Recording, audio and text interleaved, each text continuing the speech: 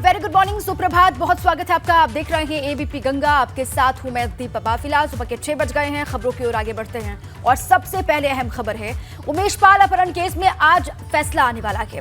प्रयागराज की MP MLA court सुनाएगी फैसला। Mafia Atiq और उसका भाई अशरफ दोनों ही आरोपी हैं। सुबह 11 बजे का वक्त बताया जा रहा है। कोर्ट में पेश होंगे अतीक और उसका भाई अशरफ। कल गुजरात की साबरमती जेल से प्रयागराज अतीक को लाया गया।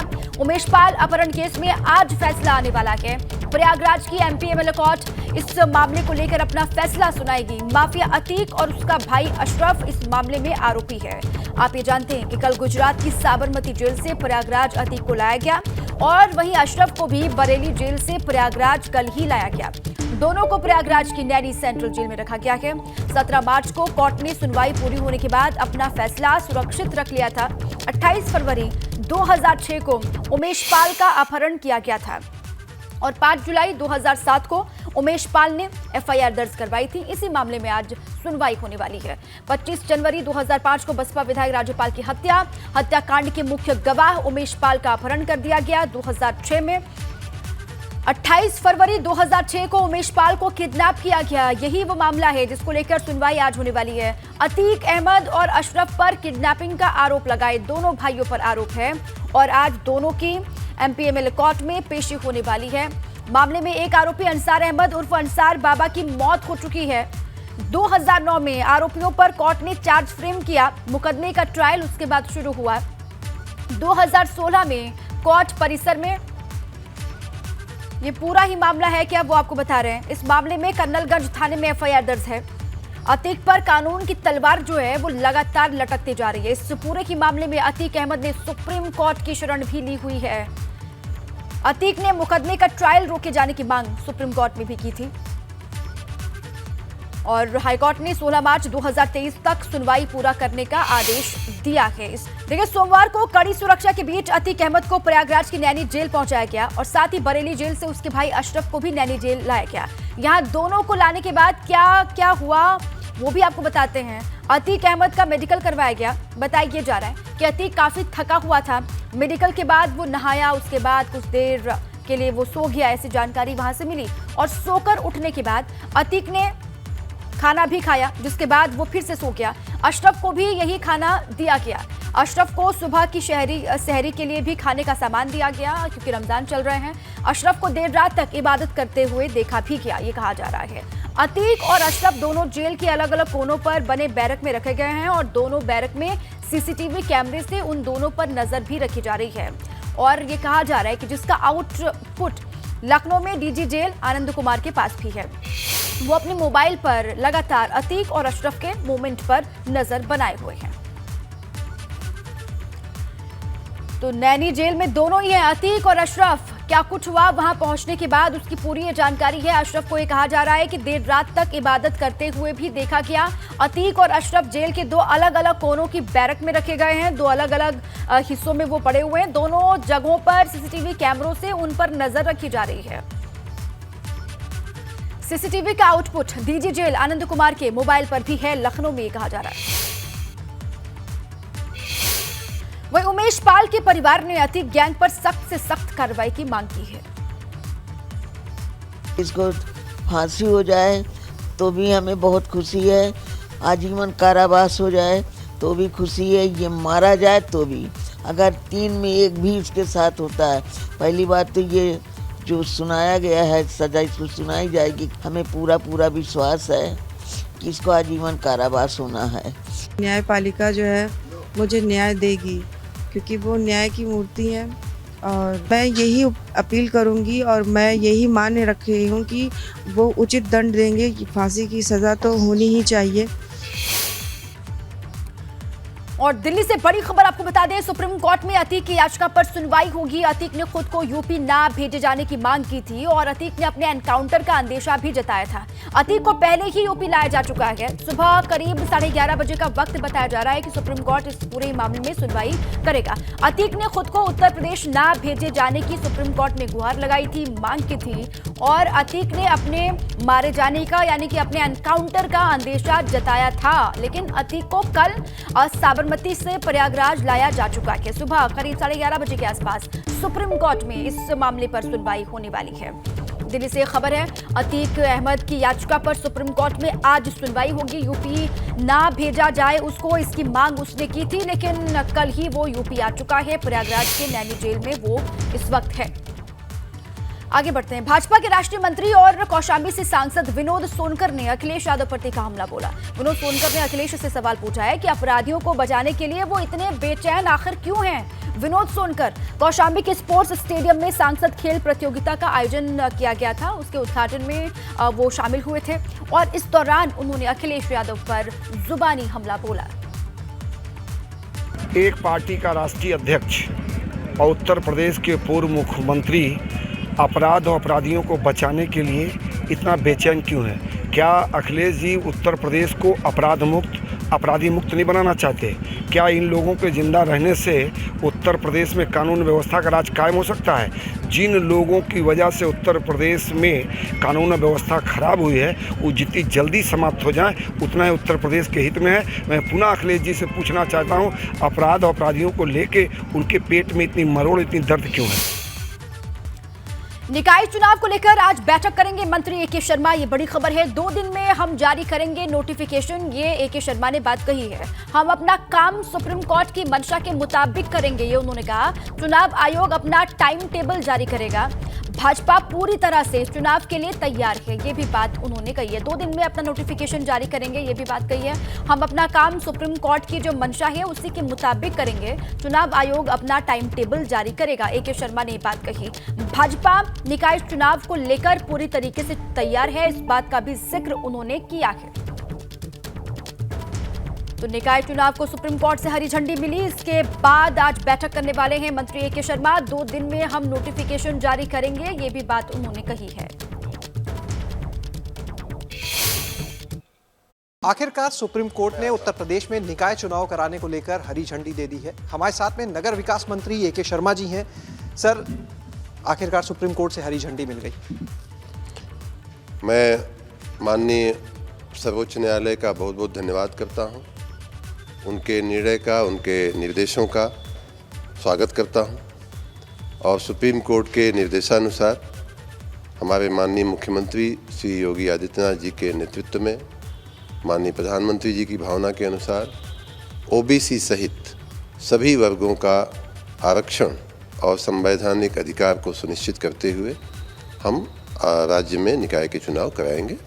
और जैसा कि माननीय सुप्रीम कोर्ट ने डायरेक्शन दिया है, उनकी मंशानुसार 2 दिन के अंदर हम लोग इसका नोटिफिकेशन भी लेकर के आएंगे। कब तक सर माना जाए चुनाव हो सकते हैं उत्तर प्रदेश में?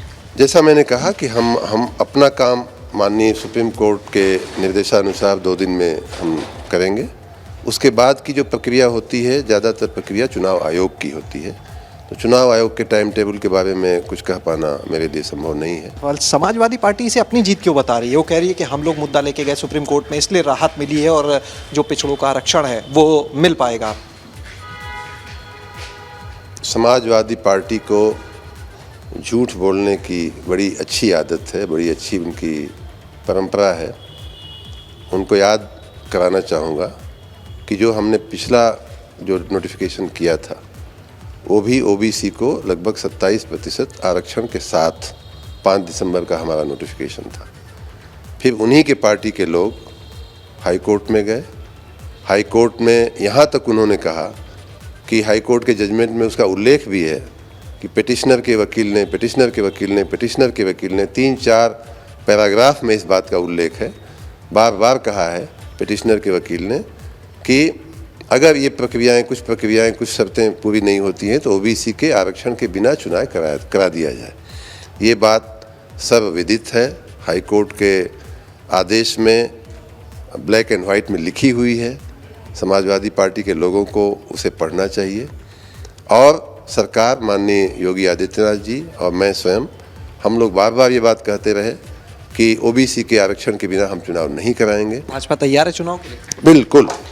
तो ये थे हमारे साथ में नगर विकास मंत्री ए के शर्मा जी, जिनका साफ तौर पर कहना है कि जो कोर्ट के डायरेक्टिव्स हैं उसके अनुसार 2 दिन के अंदर आरक्षण का जो नोटिफिकेशन है वो जारी कर दिया जाएगा और उसके आगे जो चुनाव की प्रक्रिया है उसको पूरा किया जाएगा। जहाँ तक बात की जाए समाजवादी पार्टी की, तो उन्होंने कहा कि इस चुनाव में पहले भी जो अड़चन थी वो समाजवादी पार्टी की वजह से थी, लेकिन अब वो अड़चनें दूर हो चुकी हैं और पूरी तरह से भाजपा सरकार अब चुनाव कराने के लिए तैयार है। कैमरा सहयोगी जितेंद्र के साथ शैलेश अरोरा, एबीपी गंगा, लखनऊ।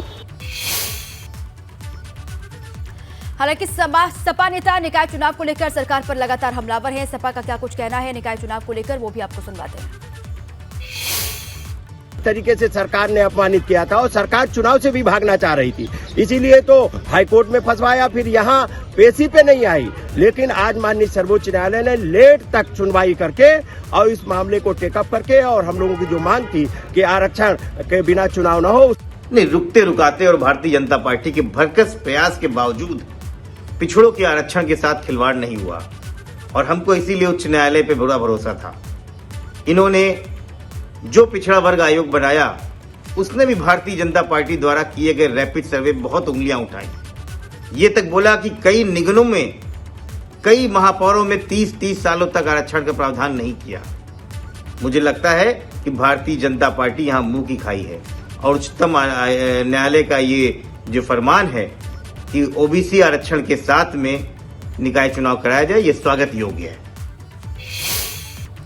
आगरा से खबर। आगरा में सपा नेता जोगेंद्र सिंह यादव को होटल सील एसडीएम सदर न्यू आगरा थाना पुलिस ने उनका होटल सील कर दिया गया है। थाना पुलिस ने कार्रवाई की है। न्यू आगरा थाना पुलिस ने ये एक्शन लिया है। होटल के नीचे मौजूदा 2 दुकानों को भी सील कर दिया गया। एटीएम को हटाने के लिए बैंक को आज तक का वक्त दिया गया।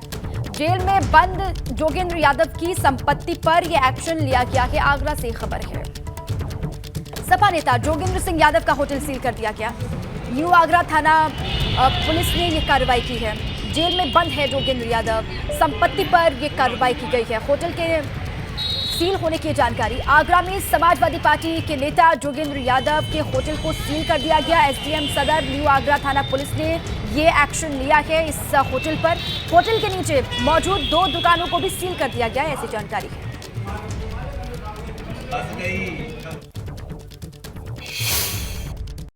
पीएम एटा महोदय के आदेश के क्रम में जिसकी प्रतिलिपि जिलाधिकारी आगरा को प्राप्त हुई थी, उसके क्रम में नीलकंठ होटल, उसके साथ जो यहाँ पे व्यावसायिक जो दुकानें हैं उनको कुर्की का आदेश हमें प्राप्त हुआ। उसके क्रम में आज हमने यहाँ कुर्की की है और कुर्की में जो भवन है, जो मेन भवन है, उसको सील कर दिया गया है और यहाँ पे जितनी भी दुकानें हैं उनको भी सील किया गया है। आगे बढ़े खबरों की तरफ। झांसी से बड़ी खबर है। कार को बचाने के चक्कर में गड्ढे में गिरा गैस टैंकर, ये जानकारी है। पुलिस, एम्बुलेंस और फायर ब्रिगेड मौके पर वहां पहुंची है। हादसे में कोई हताहत नहीं हुआ, ऐसी जानकारी। बीपीसीएल कंपनी के अधिकारी भी मौके पर मौजूद हैं। आज गैस टैंकर को गड्ढे से निकाला जाएगा। झांसी से ये खबर। कार को बचाने के चक्कर में गड्ढे में गैस टैंकर गिर गया। पुलिस के अधिकारी वहां पर मौजूद, एम्बुलेंस है और फायर ब्रिगेड के कर्मी भी वहां पर पहुंचे हुए हैं। हादसे में कोई भी हताहत यहां पर नहीं हुआ, ये राहत वाली बात। और बीपीसीएल कंपनी के अधिकारी भी मौके पर मौजूद हैं। ये कहा जा रहा है कि आज गैस टैंकर को गड्ढे से बाहर निकालने का काम होगा, बाहर निकाला जाएगा। झांसी से ये खबर। कार को बचाने के चक्कर में यह हादसा हो गया। गैस टैंकर गड्ढे में जा गिरा। पुलिस तुरंत वहां पर पहुंची, एम्बुलेंस को मौके पर रखा गया है। फायर ब्रिगेड की टीम भी वहां पर पहुंची हुई है।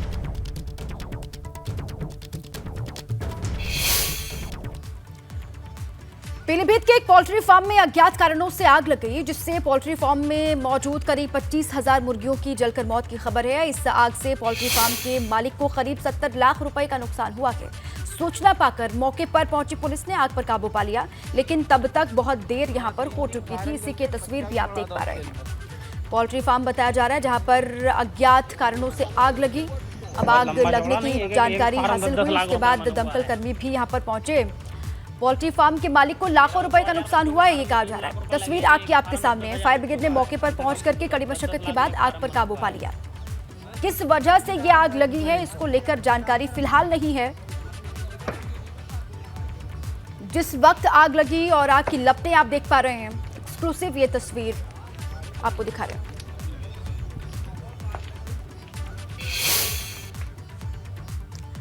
आज से 3 दिन के गोरखपुर दौरे पर सीएम योगी 3,838 करोड़ की परियोजनाओं की गोरखपुर को सौगात देंगे। खुराबा टाउनशिप मेडिसिटी लॉन्च करेंगे सीएम योगी आदित्यनाथ और एक जनसभा को भी संबोधित करेंगे सीएम योगी आदित्यनाथ। गोरखपुर से पहले बस्ती जाएंगे सीएम और बस्ती में भी कई कार्यक्रम में शामिल उनको होना है। आज से 3 दिन के गोरखपुर दौरे पर सीएम योगी आदित्यनाथ रहने वाले हैं। 3,838 करोड़ की परियोजनाओं की सौगात वो देंगे। खुराबा टाउनशिप और मेडिसिटी को लॉन्च भी करेंगे। बस्ती में भी उनके तमाम कार्यक्रम हैं। गोरखपुर और बस्ती में उनकी मौजूदगी आज रहने वाली है। बस्ती में कई कार्यक्रमों में शिरकत करते हुए सीएम दिखाई देंगे। दुबौलिया में डॉक्टर वाईडी सिंह की प्रतिमा का अनावरण भी करेंगे सीएम योगी। एक किताब का विमोचन भी सीएम योगी करने वाले हैं। आज कानपुर दौरे पर अखिलेश और शिवपाल अनुसूचित जाति के कार्यक्रम में शामिल होने वाले हैं। पूर्व डीजीपी एसएन चक ने किया कि कार्यक्रम का आयोजन। मौजूदगी शिवपाल और अखिलेश यादव की रहने वाली है। बड़ी खबर, आज कानपुर के दौरे पर रहेंगे अखिलेश और शिवपाल सिंह यादव। यहीं पर दोनों की मौजूदगी होगी। अनुसूचित जाति के कार्यक्रम में शामिल दोनों को होना है। इस कार्यक्रम के लिए ही दोनों कानपुर पहुंचे हुए हैं। पूर्व डीजीपी एसएन चक ने कार्यक्रम का आयोजन किया है और इस कार्यक्रम में शामिल होने के लिए अखिलेश और शिवपाल सिंह यादव कानपुर के दौरे पर आज रहेंगे। अनुसूचित जाति का ये कार्यक्रम जिसमें शामिल होना है अखिलेश यादव को भी और शिवपाल सिंह यादव को भी। समाजवादी पार्टी के राष्ट्रीय अध्यक्ष अखिलेश यादव और राष्ट्रीय महासचिव शिवपाल सिंह यादव रहेंगे कानपुर के दौरे पर।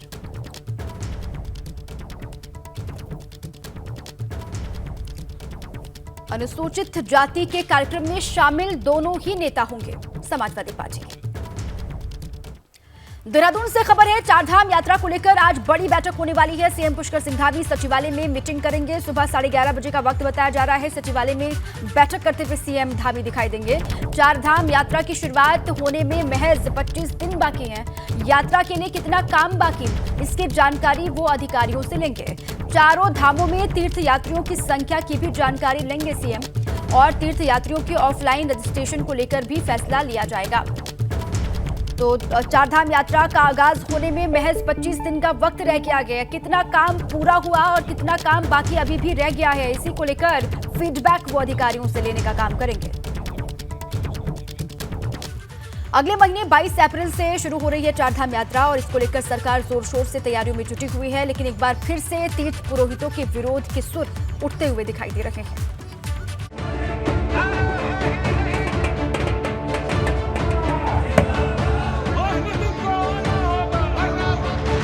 उत्तराखंड चार धाम तीर्थ पुरोहित महापंचायत और व्यापारियों ने चार धाम यात्रा के लिए श्रद्धालुओं के पंजीकरण और यात्रियों की संख्या सीमित किए जाने का विरोध तेज कर दिया है। यही वजह है कि तीर्थ पुरोहित और व्यापारियों ने मुख्यमंत्री पुष्कर सिंह धामी को ज्ञापन सौंपा है, जिसमें लिखा है, महोदय, यात्रियों की संख्या सीमित किए जाने का हम चारों धामों में तीर्थ पुरोहित विरोध करते हैं। आपसे आग्रह है कि यात्रियों की बाध्यता को समाप्त किया जाए। इसके अलावा यात्रियों की ऑनलाइन पंजीकरण की प्रक्रिया का सरलीकरण किया जाए तथा ऑफलाइन सुविधा भी उपलब्ध कराई जाए। स्थानीय लोगों को पंजीकरण की बाध्यता से बाहर रखा जाए। महोदय, गंगोत्री और यमुनोत्री धाम में यात्रियों के दर्शनों की पर्याप्त व्यवस्थाएं हैं, अतः जितने भी यात्री दर्शनार्थ आना चाहते हैं उसमें किसी भी तरह की रोक न लगाई जाए। हालांकि तीर्थ पुरोहित के विरोध के बीच सीएम धामी का भी बयान सामने आया है, जिसमें उन्होंने उनकी समस्याओं के निस्तारण करने की बात कही है। जो महापंचायत के लोगों की शंका है या जो भी उनका जो सोच है, उसी सोच के अनुरूप हम लोग यात्रा को संचालित करेंगे और महापंचायत के लोगों के जो उनकी मांग है या जो चाहते हैं वह भी, और दूसरा यात्रा भी सुव्यवस्थित हो, सुचारू रूप से हो, किसी आने वाले लोगों को परेशानियों का सामना न करना पड़े। अत्यधिक जो दबाव होता है उस दबाव को भी ठीक प्रकार से नियंत्रित करना है। सभी पहलुओं को ध्यान में रखते हुए काम करना है। दरअसल जोशीमठ में जमीन धंसने की खबर आने के बाद सरकार ने हाल ही में चार धाम जाने वाले दैनिक यात्रियों की संख्या निश्चित करने का प्रस्ताव दिया था, जिसमें तीर्थ स्थलों पर कैरिंग कैपेसिटी के हिसाब से ही तीर्थ यात्रियों को दर्शन करने की अनुमति दी है। इसके लिए सभी यात्रियों के लिए यात्रा पंजीकरण अनिवार्य कर दिया गया है और अधिकतम तीर्थ यात्रियों की सीमा भी तय कर दी गई है, जिसमें केदारनाथ में हर दिन 15,000, बद्रीनाथ में 18,000, गंगोत्री में 9,000 और यमुनोत्री में 6,000 तीर्थयात्री ही जा सकेंगे। इसी फैसले को लेकर तीर्थ पुरोहित विरोध कर रहे हैं। एबीपी गंगा के लिए देहरादून से विनोद कुमार की रिपोर्ट।